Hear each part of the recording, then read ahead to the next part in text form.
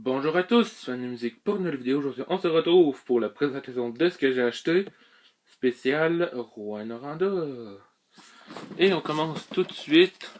Il y a du très lourd à vous présenter cette semaine. Premier, Guillaume Musso et son livre Central Park. Donc l'histoire. Alice et Gabriel n'ont aucun souvenir de la nuit dernière. Pourtant, ils ne sont pas près de l'oublier. New York, 8 heures du matin. Alice, jeune flic parisienne, et Gabriel, pianiste de jazz américain, se réveillent menottés l'un à l'autre sur un banc de Central Park. Ils ne se connaissent pas et n'ont aucun souvenir de leur rencontre la veille au soir. Alice faisait la fête avec ses copines sur les Champs-Élysées, tandis que Gabriel jouait du piano dans un club de Dublin. Impossible. Et pourtant, là, de Guillaume Musso, son livre Central Park. J'ai commencé à lire, excellent livre. Deuxième livre, c'est Maupassant et son livre Le Horla. Malheureusement, il n'y a pas les résumés, je pense. Il y a une biographie de Maupassant, par contre.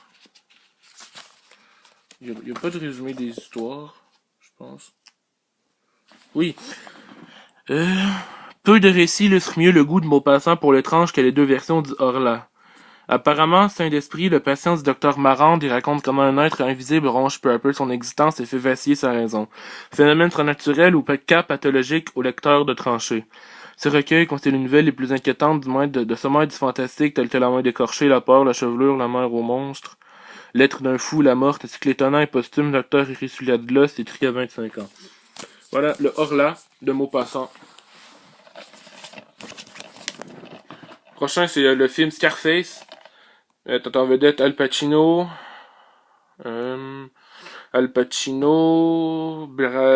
Michel Pfeiffer, réalisé par Brian De Palma, et la musique est pas faite par Giorgio Moroder. Donc Scarface, l'un des récits épiques de gangsters les plus marquants de tous les temps, sur le passage de la misère à la richesse d'un immigré cubain nommé Tony le Balafré Montana, qui accéda à l'opulence, au pouvoir et à la passion au-delà de ses rêves les plus fous, mais à un prix qu'il n'aura jamais pu soupçonner. Donc Scarface en la collection Pop Art, donc avec la pochette qui est refaite. Il reste seulement deux trucs à vous présenter. Le film La Cinquième Vague. Donc, 4 vagues d'attaques extraterrestres de plus en plus meurtrières ont pratiquement anéanti toute vie sur Terre. Dans ce climat de peur et de méfiance, Casey prend la fuite avec l'intention de sauver à tout prix la vie de son jeune frère, tandis qu'elle se prépare à affronter l'inévitable et funeste cinquième vague. Casey fait équipe avec un jeune homme qui pourrait devenir son dernier espoir si seulement elle arrive à lui faire confiance.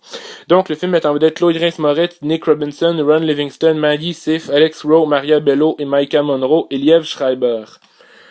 Donc, une belle brochette d'acteurs.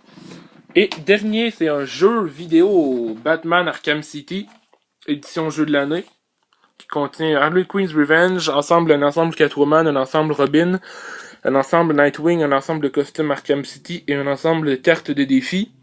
Donc, Batman Arkham City, édition jeu de l'année, sur PlayStation 3. Donc, c'est mes achats pour cette semaine. Donc, n'hésitez pas à mettre un pouce bleu si vous aimez la vidéo. N'hésitez pas à la commenter, la partager. N'hésitez pas à donner des idées de vidéos dans les commentaires. Qui requièrent pas de montage si possible. Parce que je fais pas de montage.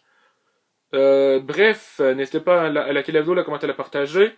Moi, je vais à la prochaine. Faites attention à vous, chers abonnés. Ciao, ciao.